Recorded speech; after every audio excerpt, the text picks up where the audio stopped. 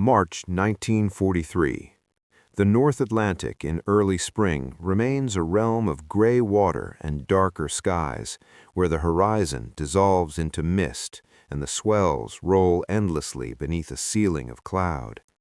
Somewhere in the mid-Atlantic gap, beyond the reach of land-based patrol aircraft, a Type VIIC U-boat rises carefully to periscope depth. The commander sweeps the horizon through salt-streaked glass, searching for the dark shapes of merchant hulls against the pale morning light. For 2 years, this had been hunting grounds, but on this morning, the ocean feels different. The silence carries a weight it did not carry before. The commander lowers the periscope and orders the boat back down into the cold darkness, and in that descent, in that retreat from empty water, lies the beginning of a transformation that will reshape the entire Battle of the Atlantic. The wolves that once roamed freely across these shipping lanes are about to discover that the ocean itself has changed, and that survival will demand more than courage or skill. The attack beneath the Atlantic had been, from its opening days in September 1939, a campaign of mathematics and endurance. Germany's Kriegsmarine entered the conflict with fewer than 60 operational U-boats, a fraction of the 300 Admiral Karl Dönitz believed necessary to strangle Britain's maritime lifelines. Yet even with this modest force, the early returns proved devastating. Operating under the tactical doctrine Dönitz called Rudel-Taktik, or wolfpack tactics, U-boats coordinated their attacks on Allied convoys, overwhelming escort vessels through sheer numbers and striking repeatedly through the night. In 1940, the submariners called it the first happy time. Merchantmen sailed across the Atlantic in loose formations with minimal protection, and the U-boats found them easily. Torpedoes ran true in the darkness, ships broke apart and slipped beneath the waves. The tonnage figures mounted steadily. Britain, dependent upon imported food, fuel, and raw materials, began to feel the pressure of isolation. By 1941, the strategic equation had grown more complex, but the balance still favored the hunters. Germany's conquest of France provided U-boat bases along the Atlantic coast at Brest, Lorient, and Saint-Nazaire, reducing transit time and extending operational range. The submarines could now patrol farther west into the mid-Atlantic, beyond the protective umbrella of British air cover. This gap in Allied defenses, stretching roughly from Greenland to the Azores, became known among submariners as the Black Pit. Here, convoys traveled alone, relying on surface escorts whose sonar and depth charges offered limited protection against a patient and determined enemy. The U-boats waited in patrol lines, spread across the convoy routes like a net. When a merchantman was sighted, the nearest boat shadowed the formation and radioed its position back to headquarters. Other boats converged. Attacks came after nightfall, the submarines running on the surface, where their diesel engines gave them speed and their low silhouettes made them nearly invisible against the dark water. It was warfare of patience and precision, and for a time it worked. Yet even in those months of tactical success, the strategic reality remained unforgiving. Germany could not build U-boats quickly enough to replace losses and expand the fleet simultaneously.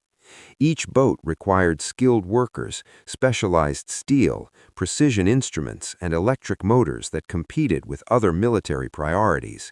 Each crew required months of training in the Baltic before deployment. The mathematics of attrition applied equally to both sides. If the Allies could sink U-boats faster than Germany could replace them, while simultaneously building merchant ships faster than the submarines could destroy them, the campaign would eventually turn. The question was whether Britain could endure long enough for that turning point to arrive, and whether the United States, with its vast industrial capacity, would enter the war in time to shift the balance.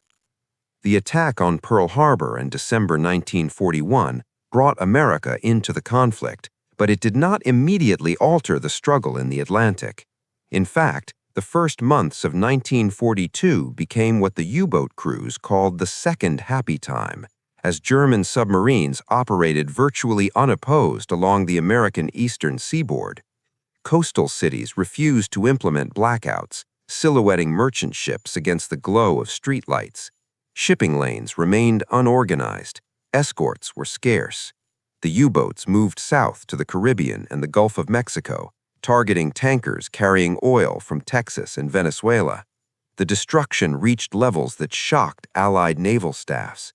In the first 6 months of 1942, U-boats sank over 500 ships in American waters alone, with minimal losses to themselves. The tonnage war, as Dönitz conceived it, seemed to be approaching its objective. If Germany could sustain a sinking rate of approximately 700,000 tons per month, British imports would fall below the minimum necessary to continue the war. But the conditions that made 1942 favorable for the U-boats were already beginning to erode. The United States instituted convoys along its coast by summer, forcing the submarines back into the mid-Atlantic. Allied shipyards, particularly in America, accelerated production of Liberty ships, the mass-produced cargo vessels that could be completed in weeks rather than months. The first Liberty ship, the SS Patrick Henry, was launched in September 1941, and by 1943, American yards were completing 3 ships every day. The tonnage being added to the Allied merchant fleet began to outpace the tonnage being sent to the bottom. Equally significant, the Allies began deploying new technologies and tactics specifically designed to close the mid-Atlantic gap and turn the ocean into a hunting ground for the hunters. What German U-boat commanders expected as they departed their concrete pens along the French coast in early 1943 was a continuation of the campaign they had been waging successfully for 3 years. They expected to find convoys in the mid-Atlantic beyond the range of effective air cover. They expected to rely on their speed and low profile when surfaced to avoid detection.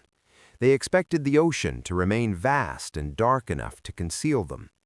They expected, in short, that the tactical environment would remain fundamentally unchanged. These expectations were rooted in experience, in the evidence of their own success. But the Atlantic they entered in the spring of 1943 was not the Atlantic they had known. The transformation began with radar. British scientists had developed increasingly sophisticated airborne radar sets capable of detecting surfaced U-boats at ranges exceeding 10 miles, even in darkness or heavy weather. The ASV Mark III radar, operating on a 10-centimeter wavelength, proved particularly effective because German submarines carried no warning receivers capable of detecting its transmissions. A U-boat running on the surface to charge batteries or transit at higher speed could be detected, tracked, and attacked before its crew realized an aircraft was approaching. Patrol bombers equipped with powerful searchlights called Lee lights could illuminate a submarine at the last moment, giving the crew no time to dive before depth charges struck. In February 1943, a Lee light-equipped Wellington bomber from RAF Coastal Command sank U-boat 442 in the Bay of Biscay. Catching the vessel on the surface during a night transit, the crew had no warning. The ocean erupted around them, and the submarine went down with all hands. Simultaneously, the Allies extended air coverage deeper into the Atlantic through the deployment of very long-range patrol aircraft. The consolidated B-24 Liberator, modified for maritime patrol and stripped of unnecessary weight to extend its range, could reach nearly halfway across the ocean. Operating from bases in Iceland, Newfoundland, and Northern Ireland, these aircraft began to patrol the mid-Atlantic gap that had previously been beyond reach. Their presence alone forced U-boats to remain submerged during daylight hours, reducing their speed to a crawl and limiting their ability to intercept convoys. When a patrol aircraft detected a submarine on radar, it could call in surface escorts or attack directly with depth charges. The Black Pit, once a sanctuary for wolfpacks, became contested airspace. But perhaps the most critical technological development came in the form of improved high-frequency direction finding, known as HFDF or HFDUF. U-boats relied on radio communication to coordinate wolfpack attacks, reporting convoy positions and receiving tactical instructions from Dönitz's headquarters in occupied France. Each transmission, no matter how brief, emitted radio waves that could be intercepted and triangulated. By 1943, Allied escort vessels and shore stations had refined HFDF equipment to the point where they could determine a U-boat's location with considerable accuracy from a single transmission. Convoy commanders used this information to route their ships away from known submarine concentrations or to direct escort vessels toward detected boats. The very communication system that made wolfpack tactics possible became a vulnerability. Every time a U-boat commander radioed a sighting report, he risked revealing his position. These technologies converged with changes in Allied tactical doctrine and force structure. The convoy system, which had proven effective in the First World War, was reinforced and expanded. Merchant ships traveled in tight formations surrounded by dedicated escort groups. These groups included destroyers, corvettes, and frigates equipped with sonar, depth charges, and the Hedgehog, a forward-throwing anti-submarine weapon that launched multiple projectiles in a pattern ahead of the attacking vessel. Unlike depth charges, which detonated at a preset depth and often pushed the submarine away from the attack, the Hedgehog projectiles only exploded on contact, increasing the likelihood of a kill. Escort commanders developed coordinated tactics, using sonar to locate submerged U-boats and then prosecuting attacks in relays until the contact was destroyed or driven off. Beyond the convoy escorts, the Allies introduced hunter-killer groups built around small aircraft carriers. These escort carriers, converted from merchant hulls, carried aircraft that could search vast areas of ocean and attack any submarine detected on the surface. The carriers operated independently or in support of convoys, providing air cover where land-based aircraft could not reach. USS Bogue, commissioned in September 1942, became one of the first American escort carriers assigned to anti-submarine warfare in the Atlantic. Operating with a screen of destroyers, Bogue's aircraft sank their first U-boat in May 1943. By the end of that month, the carrier group had accounted for multiple kills, demonstrating the effectiveness of combining air search with surface attack. The spring of 1943 brought all these elements together in a series of convoy battles that revealed the depth of the transformation. In early May, convoy ONS-5, eastbound from North America to Britain, became the target of a concentrated wolfpack operation.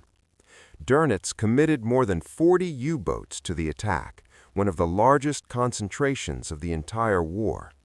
The convoy, escorted by British and Canadian warships under Commander Peter Gretton, fought through repeated attacks over several days. The submarines pressed their assaults with determination, sinking 13 merchant ships. But the escorts, aided by reinforcements and supported by long-range patrol aircraft whenever weather permitted, counterattacked relentlessly. By the time the battle ended, the U-boats had lost 7 of their number, with others damaged and forced to withdraw. The exchange rate had shifted dramatically. For every 2 merchantmen sunk, the wolfpack lost 1 submarine, an unsustainable ratio given the relative production rates.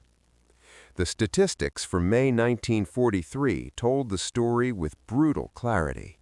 German U-boats sank 50 Allied ships that month, totaling approximately 264,000 tons.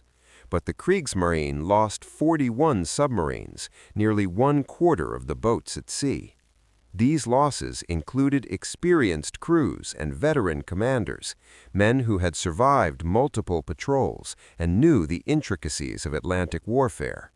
Dönitz, confronted with casualty reports that arrived daily from across the ocean, recognized that the campaign had reached a critical threshold.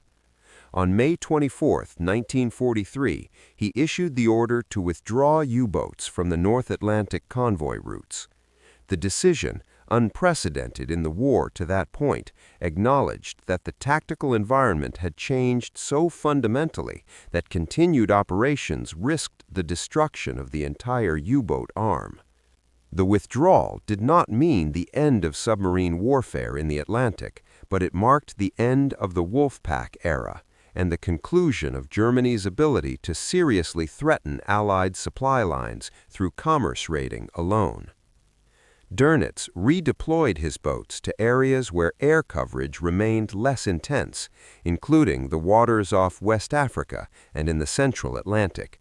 He placed great hope in new technologies under development, including the snorkel, a breathing tube that would allow submarines to run their diesel engines while remaining submerged, and the Type 21 U-boat, a revolutionary design with higher underwater speed and greater battery capacity.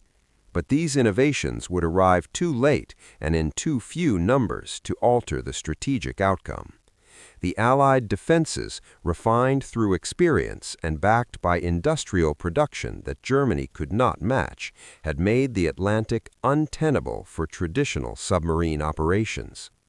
Throughout the campaign, a particular sound became associated with survival and menace in equal measure. It was the steady, relentless rhythm of diesel engines, the mechanical heartbeat of a U-boat running on the surface in darkness. German submariners knew this sound intimately. It meant speed, meant mobility, meant the ability to position their boat for attack or escape. But it also meant vulnerability, because those same engines produced noise that could be detected by listening devices and a wake that could be spotted from the air. After May 1943, the sound of a U-boat's engines running at full power on the surface became increasingly rare in the North Atlantic. The submarines spent more time submerged, creeping through the depths at a fraction of their surface speed, electric motors whining softly as batteries drained. The ocean, once a space of opportunity, became a place of constriction. The men who served in U-boats knew this change viscerally. Before 1943, a patrol carried the possibility of success balanced against known risks. Afterward, each departure from base felt more like a journey into a closing trap. Crews sat in their steel tubes beneath the surface, listening to the pinging of Allied sonar searching through the water, hearing the distant rumble of depth charges detonating too close for comfort. They surfaced only when absolutely necessary and dove at the first hint of aircraft engines. The psychological toll compounded the physical danger. Patrols grew longer as boats were forced to take circuitous routes to avoid known patrol areas.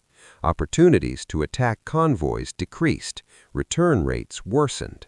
By late 1943, the statistical likelihood of surviving a U-boat patrol had declined to the point where submariners understood with grim clarity that their chances of seeing the war's end were slim. The Allies documented this shift through intelligence intercepts and operational reports. Decoded German naval communications revealed the increasing desperation in Dönitz's orders and the deteriorating morale among submarine crews. Prisoners taken from captured or sunk U-boats reported fear and exhaustion, describing patrols spent largely submerged, hunted constantly, achieving little. The cryptanalysts at Bletchley Park, who broke the naval enigma codes and provided vital intelligence on U-boat positions and intentions, noted the change in tone of intercepted messages. Where once the traffic carried confidence and detailed attack plans, now it reflected caution, frustration, and a defensive posture. The industrial dimension of the transformation cannot be overstated. While Germany struggled to maintain U-boat production rates of approximately 20 boats per month, the United States alone launched merchant ships at a rate that dwarfed German sinking capacity. In 1943, American shipyards delivered over 19 million tons of merchant shipping, more than 3 times the total tonnage the U-boats managed to sink across the entire year. The Liberty ships, welded rather than riveted, standardized in design, and built by workers who had never constructed ships before, rolled out of yards from Maine to California. The SS Robert E. Peary, completed in November 1942, set a construction record of just under 5 days from keel laying to launch. This industrial output represented something the German High Command had consistently underestimated: the capacity of democratic societies to organize, mobilize, and sustain production on a scale that totalitarian economies, for all their coercion, could not match. The sound of diesel engines echoed through this industrial dimension as well. Every Liberty ship, every escort destroyer, every patrol bomber required fuel refined from crude oil and delivered across oceans. The tankers that carried this fuel became priority targets for U-boats throughout the war, but they also demonstrated the same principle of overwhelming production. When a tanker was sunk, another took its place, and then another. The fuel continued to flow, the engines continued to run, the convoys continued to cross. The U-boats, by contrast, operated under increasing fuel constraints as the war progressed. Boats had to conserve diesel for the transit home, limiting their time in operational areas. The mathematics of endurance favored the side with deeper reserves and more reliable supply lines. By 1944, the nature of the Atlantic War had fundamentally inverted. U-boats, once hunters, had become the hunted. Allied anti-submarine forces actively sought out German submarines using intelligence, radar, sonar, and coordinated tactics. The introduction of acoustic homing torpedoes by the Allies allowed escort vessels to target U-boats with weapons that pursued the sound of their engines or propellers. The Schnorkel, which Germany introduced in late 1943 and deployed more widely in 1944, provided some relief by allowing submerged diesel operation, but it brought new problems. The device was detectable by radar, difficult to use in rough seas, and vulnerable to malfunction. Boats running on Schnorkel moved slowly and could still be forced down by aircraft or surface ships, draining their batteries until they had no choice but to surface. The final year of the war saw U-boat losses reach catastrophic levels. In 1944, 120 submarines were destroyed. In the first 4 months of 1945, before Germany's surrender, another 153 boats were lost. The total U-boat casualties for the entire war exceeded 700 vessels, with a crew loss rate approaching 75%. Of the roughly 40,000 men who served in the U-boat service, 30,000 did not survive. These figures placed submarine duty among the most dangerous assignments of the war for any combatant nation. Worse than bomber crews, worse than infantry assault units, worse than almost any other military occupation. The strategic consequence extended beyond the protection of shipping lanes. The failure of the U-boat campaign meant that Britain remained supplied and operational as a base for Allied forces. American troops, equipment, and supplies crossed the Atlantic in vast quantities, building up the forces that would eventually invade Nazi-occupied Europe. The D-Day landings in June 1944 required the transport of hundreds of thousands of men and millions of tons of material across the English Channel, all of which first had to cross the Atlantic. Had the U-boats succeeded in cutting those supply lines, the entire trajectory of the European war might have shifted. But they did not succeed, and by 1944, the question was no longer whether the Allies could cross the Atlantic safely, but rather how quickly they could build up forces for the coming invasion. Intelligence sources confirmed that German naval leadership understood the implications. Intercepted communications from late 1943 onward revealed debates within the Kriegsmarine about whether to continue U-boat operations at all, given the appalling loss rates and minimal results. Dönitz, who became commander-in-chief of the German Navy in January 1943 and later succeeded Hitler as head of state in the final days of the war, continued to advocate for submarine warfare, clinging to the hope that new technologies would restore tactical viability. But the material and human costs of this persistence were staggering. Boats went out and did not return. Crews departed from French bases and were never heard from again. The radio traffic grew sparser as fewer submarines remained operational. The contrast between expectation and reality defined the experience of U-boat crews in the final 2 years of the war. They had been trained to believe in the superiority of their weapons and tactics, told that they represented Germany's best hope of winning the war at sea. Many believed it. The early successes reinforced that belief. But the reality they encountered after May 1943 contradicted everything they had been led to expect. The ocean was no longer their domain. The darkness no longer concealed them. The vastness no longer protected them. Instead, they found themselves trapped inside steel cylinders, hunted by technologies they could not defeat and forces they could not escape, pursuing a strategic objective that had already slipped beyond reach. The diesel engines that once carried them swiftly across the surface now had to be silenced for hours, sometimes days, as they crept through hostile waters. The sound of those engines, when they finally ran again, must have carried a different meaning in 1944 than it had in 1940. It was no longer the sound of predatory confidence, but of stubborn persistence against mounting odds, the mechanical assertion that the boat still moved, still functioned, still fought, even as the ocean around it filled with enemies and the prospects of survival diminished toward zero.